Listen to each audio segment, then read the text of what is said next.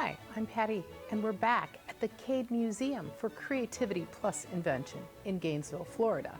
You're in the Creativity Lab with me today, and I'm here to talk about the mothers of invention. One of them is iteration. The inventor we're going to celebrate today is Luther Burbank. You've never heard of Luther Burbank? He started out with seeds of plants, vegetables, and fruits. And in the 1800s, he refined the process into what we now have growing to feed the world. One of them is a very famous product I'm sure you've heard of, the Burbank russet potato, named after Luther. He even has a museum named after him. But today, what I want to share with you is the fact that Luther, when he was a little boy, he grew up in a large household, and they had a garden. Actually, they probably had many gardens to feed a large household, and it was out of necessity. They had to grow their own food. Luther tended the gardens with his mother. It's said that that is where he developed the curiosity to grow his own things, to make them better through iteration, trial and error. And with that, I'm going to show you a really fun and easy crystal recipe to grow rapid crystals in a matter of a few hours. And from what I've heard, those crystals can grow on pretty much everything. So we want to spark your curiosity through iteration of crystal growing today. And we want you to think bigger, because you never know who will be the next chemist, engineer, or inventor out there, or scientist just waiting to help solve one of our world's problems.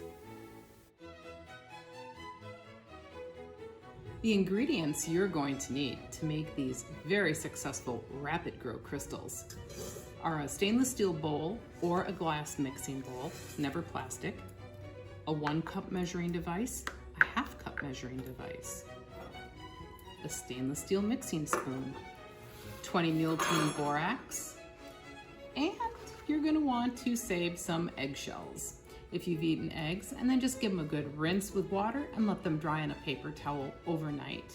This is your geode you're going to grow your crystals in. You're also going to need a hot water source, like an electric tea kettle, which works great. First thing you're going to do is measure 1 cup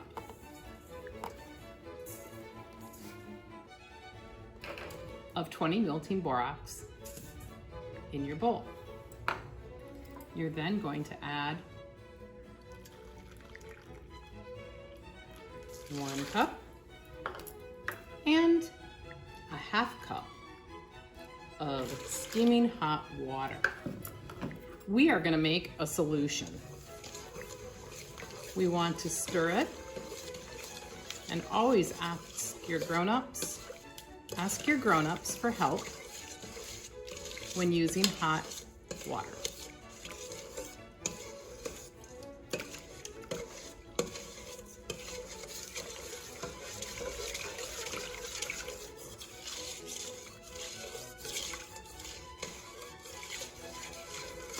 And you're going to stir for probably 2 good minutes, maybe even 3. Don't worry if you see little bits of crystal borax undissolved on the bottom of the bowl, or if you can feel it with your spoon. It's all right.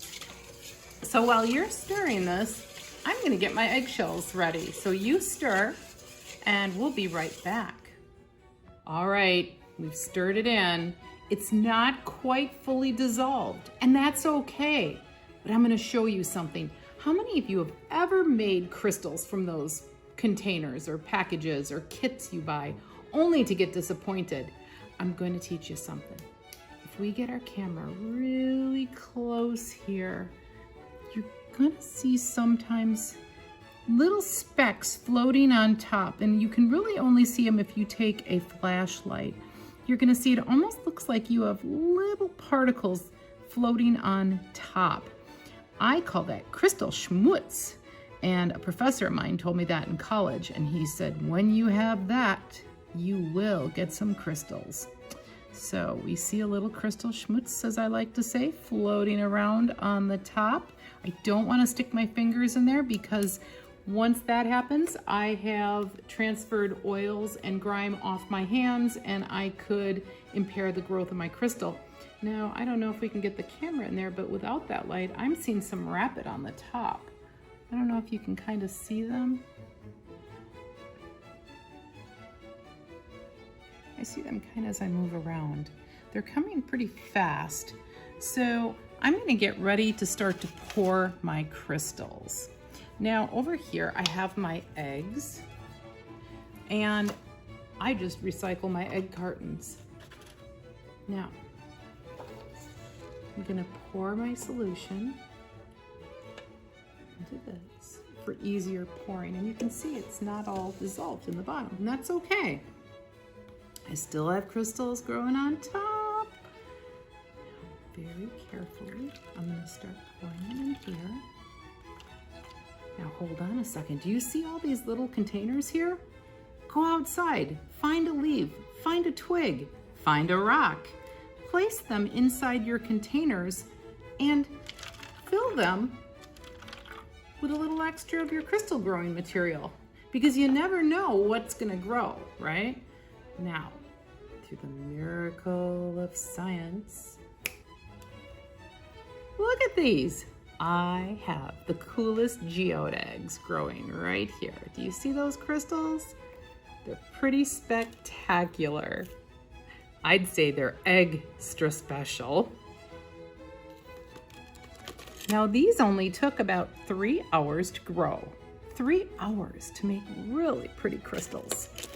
This one is my favorite. Now, what would happen, say, if I left the crystal solution in there for 2 or 3 days? I don't know, scientists. This is your chance to have a little iteration, just like Luther Burbank did, and come up with your own recipes and your own trial and errors, because failure does make fabulous.